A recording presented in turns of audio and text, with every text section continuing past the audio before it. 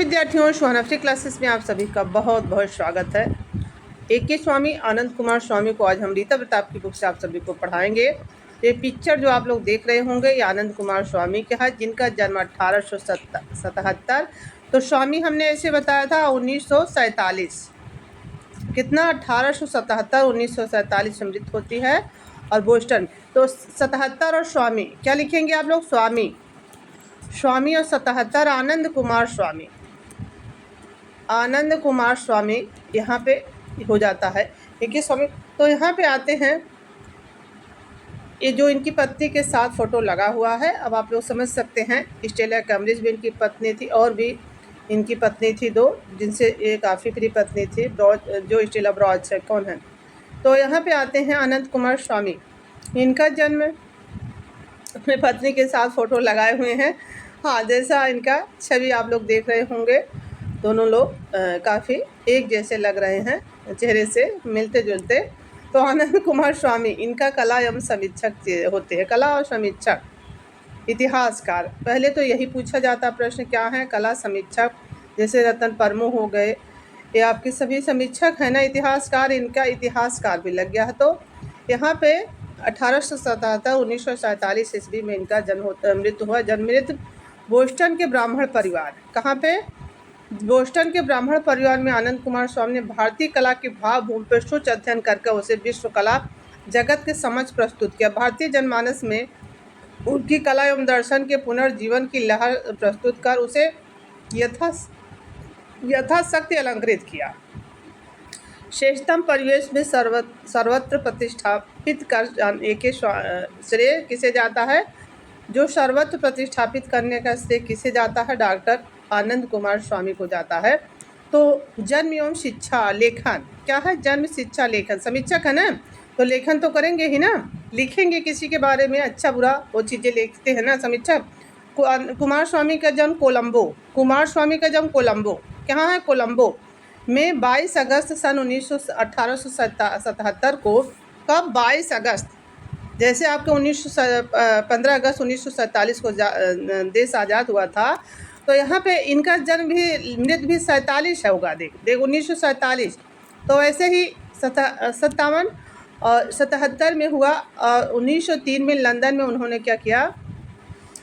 भूगर्भ 22 अगस्त। जैसे आप लोग को राजा रवि वर्मा का देखते हैं ना, जैसे गांधी जयंती के दिन 2 अक्टूबर में राजा रवि वर्मा का जब गांधी जयंती आपकी रहती है 2 अक्टूबर 1906 में उनकी मृत्यु। वैसे ही इनका 22 अगस्त सन 1877 में तो ये उनका जन्म हुआ और 1903 में ये लंदन में भूगर्भ उच्चतम उपाधि डायरेक्ट अर्जित किया। कहाँ पे? डायरेक्ट अर्जित किए थे 1903 में से 6। यही देख रहे होंगे आप लोग ना, जो इनको 3 से 6 1903 से 6 में तो राजा रवि वर्मा की मृत्यु हुई थी ना। और श्रीलंका सरकार से खनिज 6 में तक इन्होंने खनिज सर्वेक्षण विभाग के निर्देशन का पद संभाला। श्रीलंका सरकार का खनिज सर्वेक्षण विभाग के निदेशक का इन्होंने जो है पद संभाला। तो सर्वेक्षण कौन करता है? आप लोग जानते हैं ना, जो इतिहासकार रहते हैं कि नहीं। तो यहाँ पे देखिए, इस अवधि में उन्होंने खनिज द्रव्यों के देश के जो क्या होता है, उन्होंने खनिज द्रव्यों में देशी भ्रम था, खनिज द्रव्यों के आधार पर परिभाषित करने का जो है परिभाषित शब्दों का यहाँ शब्द ही शब्दों का संग्रह किया। फलसा है उन्होंने ऐसी देशी शब्दों के, जो यहाँ शब्द ही थे, शब्दों के संकलन से में प्रवृत्त हुए जो समसामयिक शिल्पियों से प्रचलित है।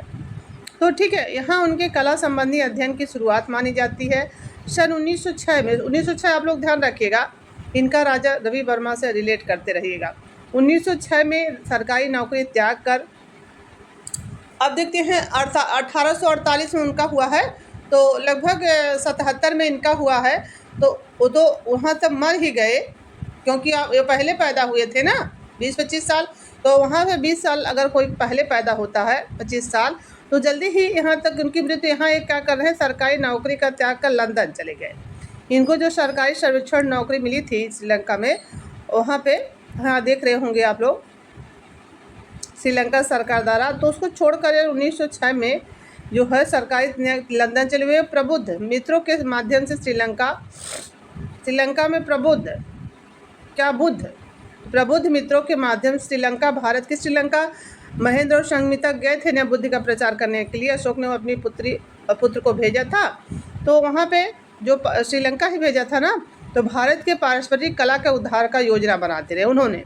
तो 1909 में इन्होंने अपनी ग्रंथ मेडिसन लिखा है, मेडियल सिंहालीज आर्ट। कौन सा है? मेडिल सिंहालीज आर्ट प्रकाशित किया। कब प्रकाशित किया? 1909 में। ठीक है, 1909 में इन्होंने प्रकाशित किया। 1909 में इन्होंने जब प्रकाशित किया है तो आप लोग जान रहेंगे एडरसन, W एडरसन ऐसे नाम मिल रहा ना।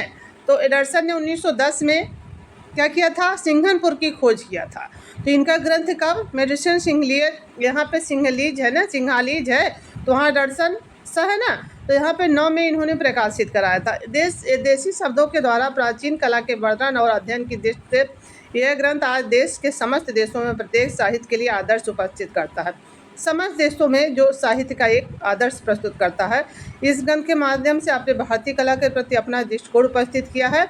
स्पष्ट कहा कि भारत और श्रीलंका की कला पर धर्म का आवरण है। कहाँ पे? भारत और श्रीलंका धर्म का आवरण है, जो उनकी लोकप्रियता की अभिवृद्धि को अनिवार्य तत्व है। धर्म और लोक से अनुमोदित भारतीय कला में राष्ट्र की निधि ही नहीं अपितु राष्ट्रीय अथवा जाति व्यक्तित्व भी है, संपूर्ण अभिव्यक्ति भी है। इस दृष्टिकोण से भारतीय कला में आस्वाद की प्रतिमा को सामाजिक और ऐतिहासिक पहलुओं का लेखा जोखा लिया। आपने जो सिलोन, कहाँ पे? सिलोन नेशनल रिव्यू संपादन किया। क्या किया था आपने? सिलोन नेशनल रिव्यू का संपादन किया तथा सिलोन विश्वविद्यालय के निर्माताओं में से एक रहे। इसका संपादन इन्होंने किया है। जैसे मॉडर्न रिव्यू पत्रिका हो गई, राधा, तो यहाँ पे जो हो जाते हैं, ऐसे इन्होंने सिलोन नेशनल रिव्यू का संपादन किया और सिलोन विश्वविद्यालय के निर्माताओं में से एक रहे। तो यहाँ पे आते हैं, तो भारतीय कला प्रतीकों का मर्म समझने के लिए उन्होंने वेद, ब्राह्मण, उपनिषद, कैसे? वेदों की संख्या 4 है और साथ में ब्राह्मण ग्रंथ, उपनिषद, तो उपनिषद पढ़े, सभी वेद भी पढ़े, ब्राह्मण ग्रंथ भी पढ़े, उपनिषद भी इन्होंने पढ़े। बौद्ध साहित्य का जो है आवाहन किया, और साथ में जो जहाँ पे श्रीलंका में जब गए थे तो बौद्ध साहित्य का भी आवाहन करेंगे ना। भारतीय साहित्य, पुराण तथा मध्यकालीन संत के साहित्य के भी वे पंडित रहे हैं। जो पुराण हो गए, सुने, मध्यकालीन संत, जो मध्यकालीन संत हो गए, कबीरदास हो गए, तुलसीदास हो गए, संत थे ना, रैदास हो गए, उनके साहित्य के भी ये पंडित रहे हैं। जो उन्होंने भी साहित्य लिखा है, जैसे उनका भी ये पंडित रहे हैं। उनका यह है अनुशीलन, जैसे सूरदास, आपके ये सब नहीं निकले हैं बीच वाले संत जो थे मध्यकाल में, तो अनुशीलन कर व्यक्तित्व उनके उन निबंधों पर उभर कर आया है। वे उन्होंने भारतीय कला के प्रयोजन, प्रतीकवाद, आदर्शों का भी आख्यान, सभी ग्रंथों का ये, जैसे आपके ब्राह्मण ग्रंथ हो गए, वेद हो गया, संत, सभी ग्रंथों का इन्होंने, क्योंकि स्वामी हैं, क्या है, ये खुद ही स्वामी इनके नाम में ही लग गया होगा, तो ये चीज़ आप लोग देख रहे होंगे। तो उनका सुप्रसिद्ध लेख the Hindu view of art, तो हिंदू व्यू मुल्क ऑफ आर्ट है, जो हिंदू व्यू ऑफ मुल्क आर्ट ऐसे कुछ है। हाँ, है कि आपको मुल्क राज आनंद का भी होता है कि नहीं। तो यहाँ पे the Hindu view of art, उनका भी शायद ऐसे ही नाम से है, अलग नहीं है। तो एक मुल्क राज आनंद का भी होता है। तो उनके सुप्रसिद्ध लेख जो हिंदू व्यू ऑफ आर्ट में उन्होंने इन लेखों की स्थापना किया कि विश्व की भारत की जो देन है उसका मूल भारतीय दर्शन है। ठीक है, यहाँ पे आते हैं, इनका मूल भारतीय दर्शन है। भारतीय कला के में देव की निर्मित जो योग सम्मत सूत्र है, आधार जो योग, जो व्यक्ति के पूर्णता और क्या करता है, ये सभी योगों की बात बता रहे हैं भाई। ये तो प्रश्न में आएगा नहीं, हम आगे बढ़ जाएं क्या। तो यहाँ पे देखते हैं भारतीय कला योग साधना का पड़ा अभी तो स्वयं योग पर ध्यान और योग संबंध में आनंद कुमार स्वामी ने भारतीय कला की विशेष व्याख्या की, जैसे परोक्ष और आभास से हुई है। 2 लेख इनके याद रखेंगे आप लोग। जो है ट्रांसफॉर्मेशन ऑफ नेचर आर्ट, ठीक है, इनका एक आपके दी transformation of nature art in art, और यही इंग्लिश में भी है the transformation nature of art, यही है। तो विशंत स्मिथ ने इस तात्विक मीमांसा के प्रति उनका विरोध किया। क्या किया है? जो विशंत स्मिथ हैं, इस तात्विक मीमांसा के प्रति उनका विरोध और व्यवहार इतिहास के आधार पर किया। विरोध व्यवहार और इतिहास के आधार पर किया। तो किसने किया था? तात्विक मीमांसा के प्रति उनका विरोध, व्यवहार और इतिहास के आधार पर शिल्प निर्मित चित्र की सत्ता को महत्व न देते हुए भारतीय कला को उन्होंने मात्र तक्षक माना है। इन्होंने विषय निष्पित ने कहा ये बात। तो तक्षक माना शिल्पी की ध्यान, जैसे शिल्पी ध्यान स्थिति के अनुसार रूप और सौंदर्य को अस्थिरता को व्याख्या कर उन्होंने लेख और the beauty is a state से, और दूसरा आपके इनकी व्याख्या जो है सौंदर्य की अस्थिरता की व्याख्या उन्होंने लेखों में किया है। The beauty in a state की इंट्रोडक्शन इनटू इंडियन आर्ट में आनंद कुमार स्वामी ने अपने, ये सब इनके लेख हैं जो आप लोग देख रहे होंगे। The beauty of in a state, introduction of the Indian art, introduction to Indian art है में आनंद कुमार स्वामी ने अपने दृष्टिकोण को स्पष्ट किया है। इसमें अपने दृष्टिकोण को बताया है। दो इनका लेख ही ज़्यादा पूछा जाए। उन्होंने कहा कि प्राचीन भारतीय कला में आधुनिक भारतीय दृष्टिकोण तथा कलात्मक शिष्ट तात्विक अंतर है। भारतीय कला जाति अनुभूतियों को सौंदर्यात्मक अनुभूति जिसे व्यक्ति में शिल्पी की सत्ता को कोई अभिनय स्थिति ही नहीं रहती है। भारतीय कला उपयोगितावाद है। क्या है? भारतीय कला उपयोगितावाद है। जो कारू और कारू और चारू है तो एक उपयोगितावादी, एक ललित कला है। तो भारतीय कला उपयोगिता जो इच्छा को आपूर्ति क्या करती है? जो इच्छा की आपूर्ति में सदैव शिल्पी की सौंदर्य व्यंजना की और समाज सापेक्ष है। ये भौतिक इंद्रियां अर्थात सौंदर्य की अपेक्षा आदर्श विचारक और आध्यात्मिक सौंदर्य से अधिक मुग्ध है। इस प्रकार कुमार स्वामी ने भारतीय कला को केवल रूप के दृष्टि नहीं, उनकी व्याख्या में रूपनिष्ठ व्याख्या के ऊपर उठकर सबटेक्स्ट और संदर्भ पर, यहाँ पे थोड़ा सा ये सब नहीं पढ़ेंगे, जो मेन रहेगा वही आप लोगों को बताते चल रहे हैं। तो इन्होंने समान से खोज, जैसे आनंद कुमार स्वामी ने अंतर्दृष्टि में सौंदर्य के समान खोज, जैसे कपड़े से बने बेलबूटे और मृतिका मूर्तियों से लेकर राजस्थानी, कहाँ ये वाला थोड़ा सा पॉइंट लग रहा है कि यहाँ से जैसे आपके सौंदर्य के समान रूप में खोज कपड़े से बने बेलबूटे, मृतिका और मूर्तियों को लेकर राजस्थानी चित्रों तक, यही तो की है राजस्थानी शैली का, तो तक ये हैं। उन्होंने भारतीय कलाकृतियों में सौंदर्य बोध को असाधारण क्षमता दिखाई है। उनका प्रसिद्ध ग्रंथ है, जो उनके अनेक ग्रंथ, उनका परिचय उनके ग्रंथ में मिलता है, arts and craft in India in Ceylon. Ceylon में रहे हैं। Arts of craft in India Ceylon 1913 में जान रहे हैं आप लोग ना, अमृता शेरगिल का जन्म और गोपाल घोष, और यहाँ पे होता है आपके नोबेल पुरस्कार। तो इनका एक, जैसे आपके आगे आपने देखा है पुस्तक सिंघला जो आपकी हुई है वो एडर्सन से पहले हुई है से। तो 13 में इन्होंने इंडियन क्राफ्टमैन और सिंघला जो ऊपर वाला था उसका भी आपके 1909 में है। क्राफ्टमैन, इंडियन ब्रॉन्जेज और राजस्थानी पेंटिंग आदि में मिलता है। राजस्थानी पेंटिंग तो इनकी मेन है भाई। तो प्रस्तुतिकरण उनका सफलतापूर्वक किया गया है। ये सब इनकी पुस्तकें ही मेन आपके लिए होंगी। इनके मतानुसार भारतीय कला को प्रगति को रोकने और उपेक्षित बनाने के लिए मुख्य रूप से भारत में अंग्रेजी शिक्षा उत्तरदायी रही है। रोकने और इसलिए अंग्रेजी शिक्षा 1910 में royal society of London, royal में भी गए हैं 1910 में, जो 2 पुस्तकें इनकी 1909 की हैं। 1910 में रॉयल में लंदन गए हैं। कहाँ पे? सामने बोलते हुए उन्होंने कहा है, रॉयल में जब गए हैं लंदन में, तो उनके सामने बोलते हुए उन्होंने कहा, भारत में अंग्रेजी शिक्षा भारतीयों के दिमागों को अभारतीकरण किया है। जो ये अंग्रेजी शिक्षा है उससे फलस्वरूप यहाँ का कतिपय शिक्षित व्यक्ति भारतीय कला पर भारतीय दृष्टिकोण का आलोचना नहीं लिख सकते हैं। ये देखते हैं ऐसा हो जाएगा तो आलोचना नहीं लिख सकते हैं। भारतीय डॉक्टर आनंद कुमार स्वामी भारत के पारंपरिक कला के संदर्भ में पाश्चात्य जगत के से प्राप्त भ्रांतियों को दूर कर यथार्थ को अवगत कराया। उन्होंने प्राचीन मध्ययुगीन भारतीय कला के प्रतीकात्मक आध्यात्मिक सौंदर्यानुभूति और विभिन्न पक्षों पर विस्तृत आधार स्तंभों को स्पष्टीकरण किया तथा उन्होंने अर्थ, भाव और विलक्षणों को विश्व के समक्ष उद्घाटित किया। नवीन परिवेशों और कलाविदताओं के महानताओं को स्पष्ट कर अपने सैलानियों के अपनी महान विरासत को जानते हुए नवीन मार्ग को प्रस्तुत किया। इससे पूर्व हमारी परंपरा आदर्श मड़ासन हो चुकी थी और तथा सदियों पुरानी उदासीनता अज्ञानता के कारण हमारी कला उपेक्षित रही है। तो डॉक्टर आनंद कुमार स्वामी ने इसे जीवंता, अथक परिश्रम और परिणाम दिया था। ये सब कार्य इन्होंने किए थे, इसको अथक प्रयास किया था। जैसे E.V. हैवेल हो गए, ये सब किए हैं ना कि भारतीय कला आज मानव की जाति को कलात्मक उपलब्धियों की उत्कृष्ट प्रविधि के रूप में प्रतिष्ठापित हुआ है।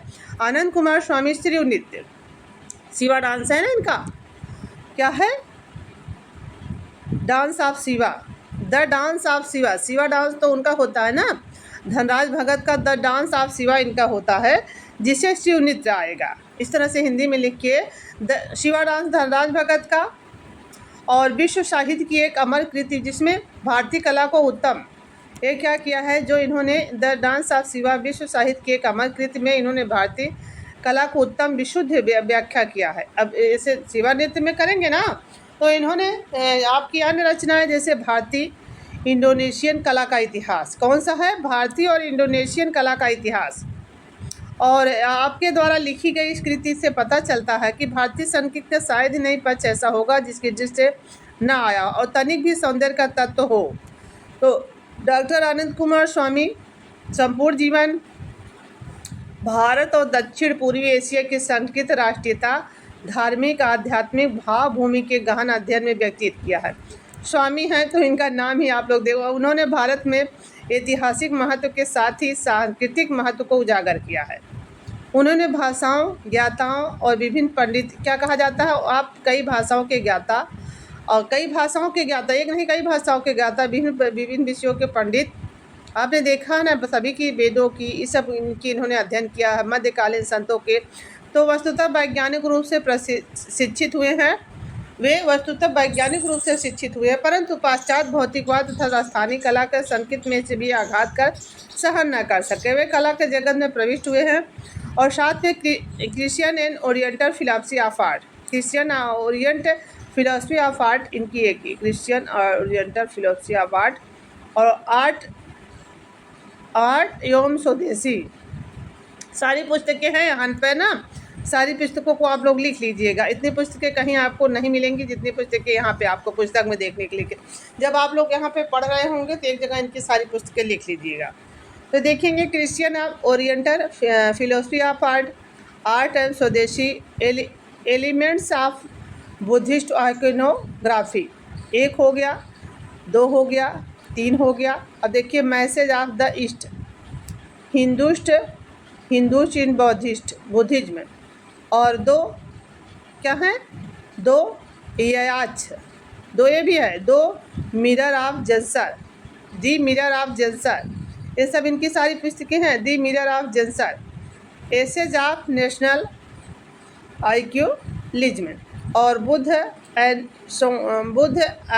ए गोम्पेल ऑफ, इन सब की पुस्तक पूछी ली जाती है, बुद्धिस्ट, और the dance of Shiva, the door in sky आदि ग्रंथों का प्रणयन, जो इतने ग्रंथ हैं, इन्होंने कई ग्रंथों का प्रणयन आनंद कुमार स्वामी ने किया। उनकी कई कृतियां जिसमें से महान प्रणेताओं के रूप में प्रतिष्ठापित किया है। इनके कुछ अनुपम योगदान के लिए भारत दक्षिण एशिया में ऋणी रहे हैं, सभी के लिए ऋणी रहे हैं। आनंद कुमार स्वामी ने केवल लगभग 60 विचार ग्रंथों की रचना की, संपादन और संयोजन किया। The aims of Indian arts, the aims of Indian art, introduction to Indian art, दूसरा हो जाता है। साथ ही इंसाइक्लोपीडिया ब्रिटेनिया, और क्या लिखा था यहाँ पे, जो यही है खाली इतना, साथ ही इंसाइक्लोपीडिया ब्रिटेनिका, और यहाँ पे आते हैं कि 14वें किसमें है, ये जो इंसाइक्लोपीडिया है, जो 14वें संस्करण में 8 लेख लिखे हैं, 14 संस्करण के, जो भारतीय एशियाई कला के पर है। उन्होंने अंतर्राष्ट्रीय शब्द में मूल शब्दों को भी सम्मिलित किया है, जो अंतर्राष्ट्रीय शब्दों में मूल शब्दों को, वे अंग्रेजी के अलावा संस्कृत, पाली, कौन सी भाषा देख रहे, कई भाषाओं के ज्ञाता है ना, तो एक तो संस्कृत है हो गया, दूसरी पाली जिसमें बौद्ध वाली है, ग्रीक वाली हो गई, गांधार वाली, लैटिन, जिसे लैटिन भाषाओं के, उन्होंने भारतीय कला, साहित्य और संस्कृत के विकास के लिए काम किया। उनकी पत्नी स्टेला मैरी, स्टेला कैम्ब्रिज भी है ना एक, इनका नाम तो स्टेला मैरी, जर्मन में उनको सहयोग दिया। उनकी एलिस जो कौन है, उनकी दूसरी पत्नी, एक स्टेला मैरी जो जर्मन की है, एक से नाम ही है एलिस, एक स्टेला मैरी, स्टेल मेरी जर्मन की हैं, दूसरे सहयोग किया दूसरी पत्नी इलेस, यही स्टेला हैं क्या भाई?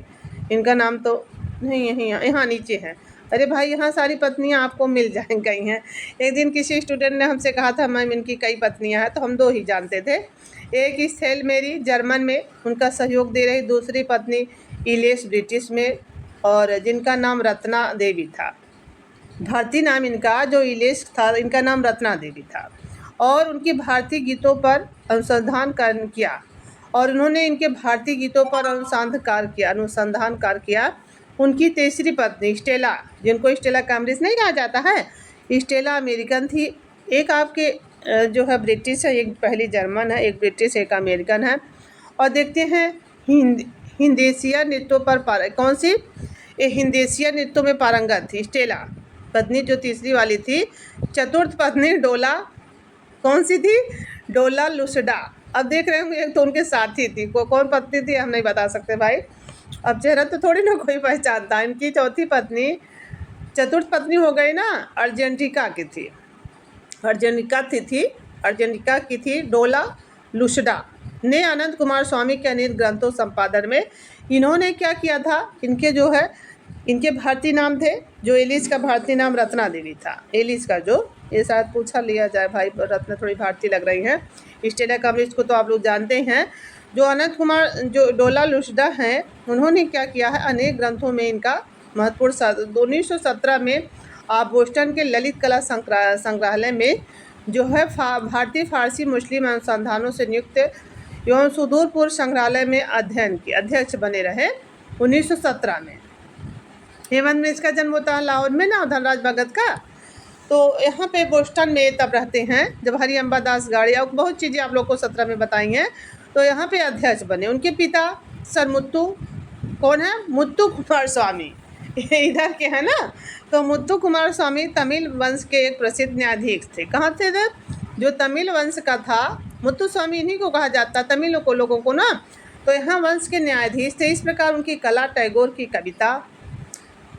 कविता समझ रहे हैं, रविन्द्रनाथ टैगोर की कविता, गांधी की व्यवहारिक नैतिकता, डॉक्टर राधा कृष्णन के दर्शन, अरविंद घोष के तत्व ज्ञान, सभी ग्रंथों का इन्होंने अध्ययन किया है ना, चाहे वो मध्यकालीन हो, सभी देखे तत्व ज्ञान आधुनिक भारतीय संस्कृति का प्रतीक कहा जा सकता है, माना जा सकता है। मृत्यु इनका है, आप लोगों ने देखा है, 9 सितंबर आपके 1947 को। यहाँ देखते हैं एक ही बुक में, आप लोग देख रहे होंगे, अभी आप लोगों को पीछे ले चलते हैं। 9 सितंबर 1947 को इनकी मृत्यु हुई, और उनकी इच्छा के अनुरूप उनकी अस्थियाँ गंगा में, कैसे कहते हैं, ये बाहर के थे ना, लेकिन इनकी इच्छा रही होगी कि हमारी अस्थियाँ गंगा में विसर्जित की जाए। इनकी इच्छा थी कि अनुरूप उनकी अस्थियाँ गंगा में विसर्जित कर दी गई। भाई यहीं ख़त्म हो गया। ये जो आप लोग यहाँ सितंबर देख रहे होंगे ना, सितंबर, ठीक है, सितंबर देखते रहेंगे आप लोग, एक ही बुक में देख रहे होंगे। कभी कोई टीचर पढ़ा भी रहा हो तो भी गलत साबित हो जाए इस बुकों की वजह से। एक ही बुक अभी आप लोग को दिखाते हैं, ये क्या लिखा है?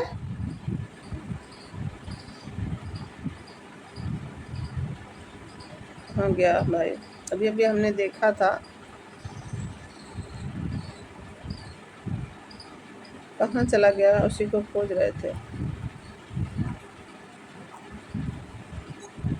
अच्छा, ये 22 अगस्त, सॉरी, हमने सोचा कि मृत्यु में तो अगस्त नहीं लिखा था, वहाँ सितंबर लिख दिया गया, सॉरी। तो इनका जो 22 अगस्त, जैसे 22 अगस्त वो जो है, हमने सोचा वहाँ हमको अगस्त दिया, यहाँ सितंबर नहीं अगस्त दिखा था, मृत्यु में लिखा था। मृत्यु आपके सितंबर में होती है, जन्म आपके 22 अगस्त में होता है। तो 22 अगस्त जैसे 47 में ये मृत्यु था ना, लास्ट में 47 में, तो उसी से हमने समझ लिया, सॉरी इसके लिए। तो 1947 था ना, तो हमको लगा इसी में अगस्त है, तो जन्म में अगस्त जुड़ा हुआ है इनके। 22 अगस्त 1977 में इनका जन्म होता है, और यहाँ पे सितंबर में इनकी 1947 में मृत्यु होती है। अगस्त के बाद सितंबर ही आता है ना, अगस्त सितंबर आता है, तो 22 अगस्त को जन्म, और यहाँ पे आते हैं, थोड़ा सा डेट भी कभी कभी पूछ लिया जाता है। और 9 सितंबर को 1947 को, 9 सितंबर को इनकी मृत्यु। 57 और 77, बार 57 के मुँह में आ जाता भाई, 1877 और स्वामी तुरंत देखेंगे 47। तीनों चीज़ें मिल रही हैं स्वामी 47, तो इसीलिए पीछे ले आए हैं। आप लोगों को बहुत बहुत धन्यवाद। जो स्टूडेंट कह रहे हैं मैम आप इस बुक को पढ़ाएंगे, तो आज यहाँ ये बुक जो है यहाँ तक समाप्त कर दिए हैं। कल से राजस्थान के कलाकार जैसे राजस्थान के कलाकार जो हैं राम गोपाल विजयवर्गीय, आज इधर के कलाकार समाप्त हो गए हैं। रीता प्रताप में जिनके पास ये बुक होगी, तो आनंद कुमार स्वामी तक यहाँ का था, जो आधुनिक से समकालीन तक के थे, आधुनिक वाले में थे, और आपके मृणालिनी मुखर्जी सब पढ़ा दिए हैं। अगर आप लोगों की इच्छा होगी तो दोबारा से हम आधुनिक